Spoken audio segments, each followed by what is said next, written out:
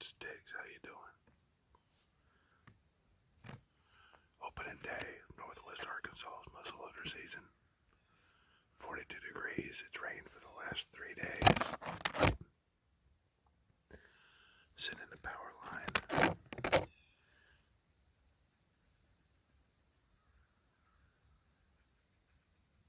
About 100 yards from my feeder. Yeah, like I said before, I hunt for food. Anyway, bring you guys along with us. See how we do. Show you what I'm looking at here.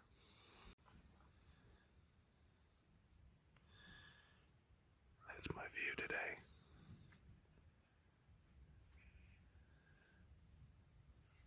I got squirrels barking off in the woods over here.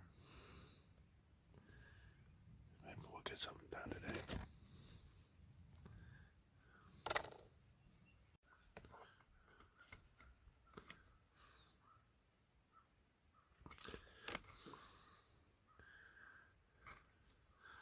I got a buck just came out.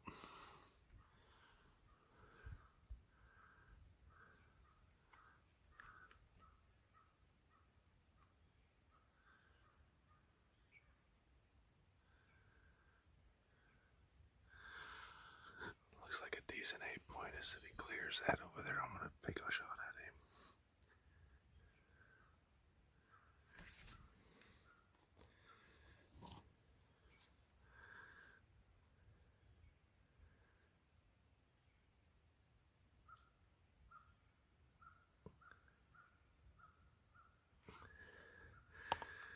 It's 117 yards.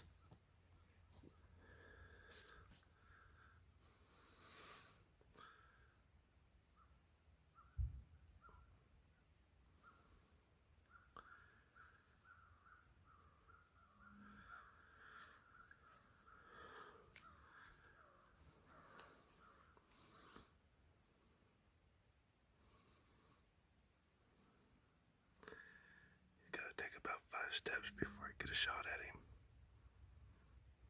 8-point.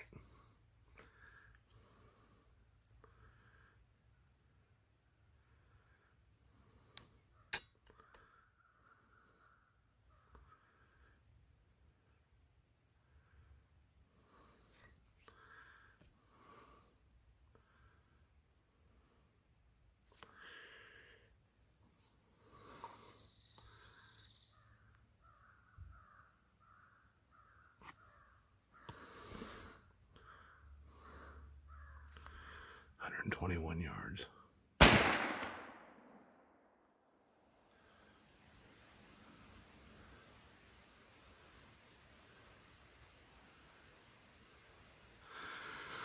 Alright, I heard it hit. Alright, just had an 8-point come out at 121 yards. Put the crosshairs on him. Touched it off. The Thompson center fired. So now I'm gonna walk up out of here, grab the four-wheeler. I'm sorry, the side-by-side. Got the side-by-side today. Grab the side-by-side and give him a little bit of time, and then ride down here and see what we got. So I heard it hit. We'll see what we got. Be back with you in a minute. Looking at the video, it looked like I got a good hit. Hard to tell. I had the camera, had to mount it to the gun this morning because I was sitting on the ground and didn't have a good place to hook it up on a stand, so left the tripod at home. Anyway, we'll come down here and see what we can find. Any luck, we'll find some blood. I think it was a good shot. All right, y'all, so I'm at the top of the hill. Got the side-by-side up here. This is where the deer was standing, somewhere in this area right here. And I was sitting about the tip of the muzzleloader right there, about 121 yards away on an old down telephone pole in this power line. You can see my feeder hanging up. Oh, right, where am I at? Right there. Run sweet feed, don't run corn. It's better for the deer. more protein and doesn't hurt their teeth as bad.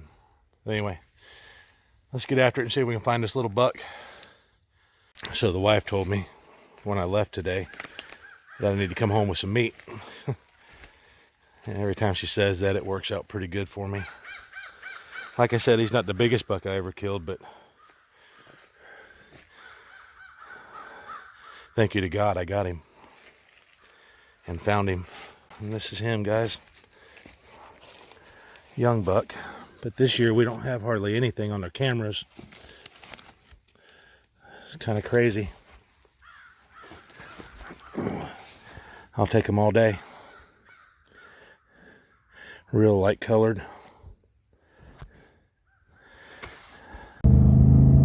Alright, so got the deer in the back of the truck, side by side on the trailer.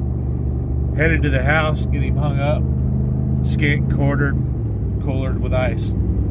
I like to keep my deer meat in the cooler with ice 4 or 5 days, change the water out every day, change the ice out, make sure it stays nice and cold. Kind of helps draw the blood out of it. Works for me, may not work for everybody, but that's what we do. So anyway, Thompson got it done. Couldn't be happier. The 4 or 5 stand sites we got out there, feeders, that's the biggest buck on my cameras. Last year we had some really nice deer. This year, not so much. I don't know what's going on. I do have one other 8-point, maybe about as big as he is, but his antlers are really thin.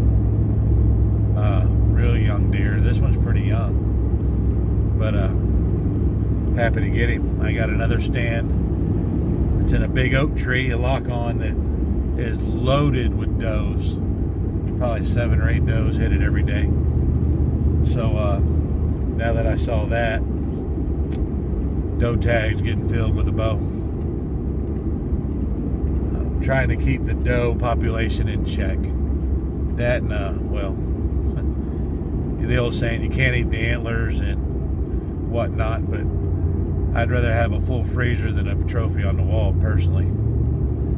It keeps us from having to buy a lot of beef, and we eat 90% of our red meat's venison, whitetail, that we harvest, we butcher, and we freeze. So hang out, see you at the house, be there shortly, well, about an hour, and see you in a minute.